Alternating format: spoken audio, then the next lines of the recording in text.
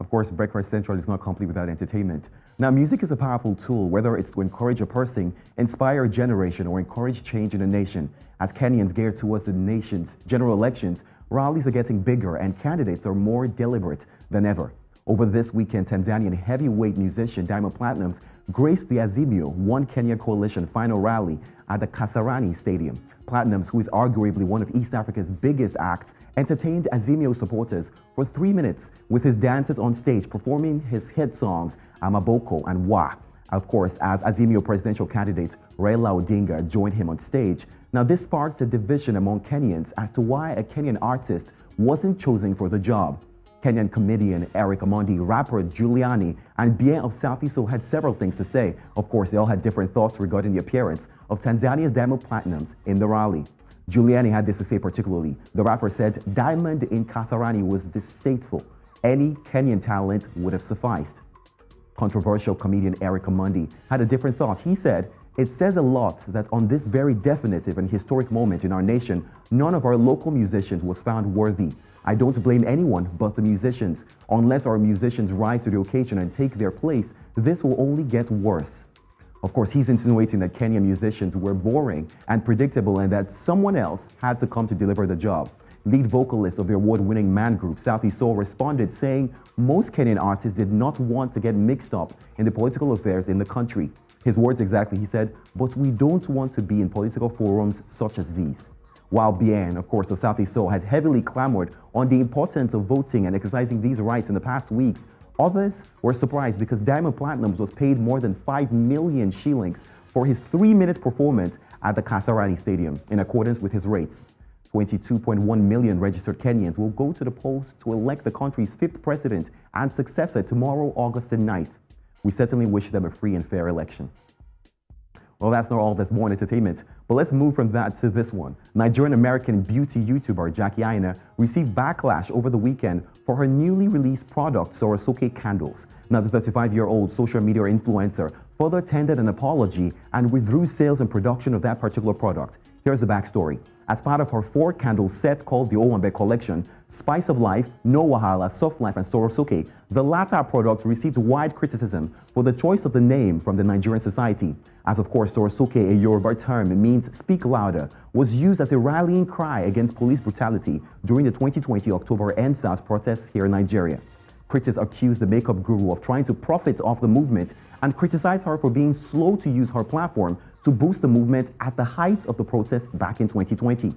One particular Twitter user had this to say, her name Oluwabukumi. She says, "Young people were dying in Nigeria, and this is what Jackie Aina posted in support of the movement, because aesthetics must aesthetic.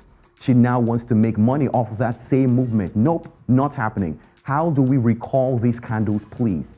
After several more comments, Aina's lifestyle brand Forever tendered an apology on Instagram, acknowledging her mistake and taking full responsibility, of course, to people who were hurt part of the Nigerian society. This is what she had to say. She said, "We missed the mark on this and it will never happen again. Empowerment and respect is the ethos of Forever, and that was unfortunately not properly conveyed in the naming of the candle." After further investigation, we noticed that the Sorosoke candle isn't listed on the company's website and the product is no longer available on platforms available.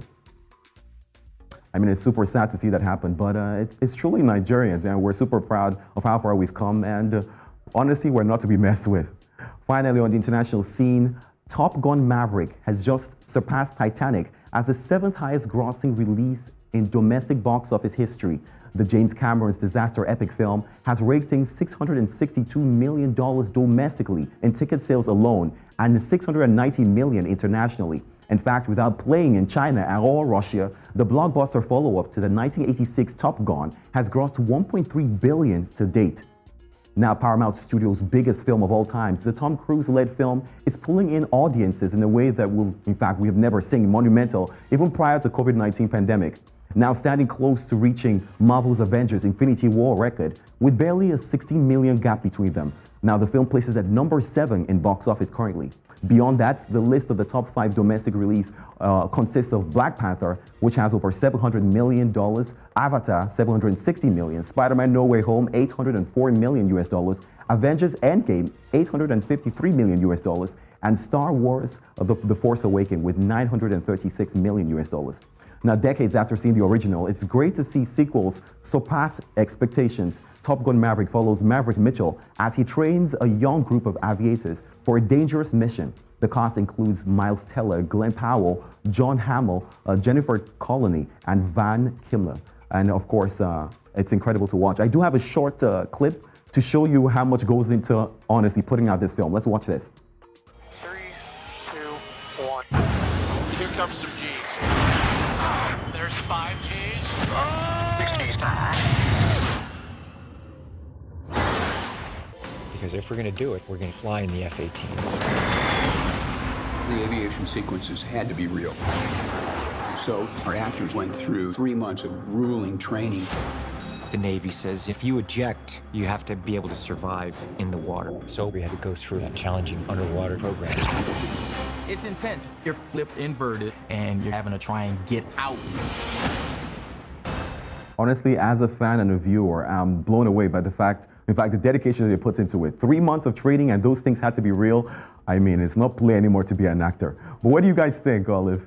I still haven't seen Top Gun, which I'm embarrassed to admit on international Nothing to be TV. embarrassed about. I haven't seen it either. Because I probably would check if it's still in the cinemas. I would go see it this week.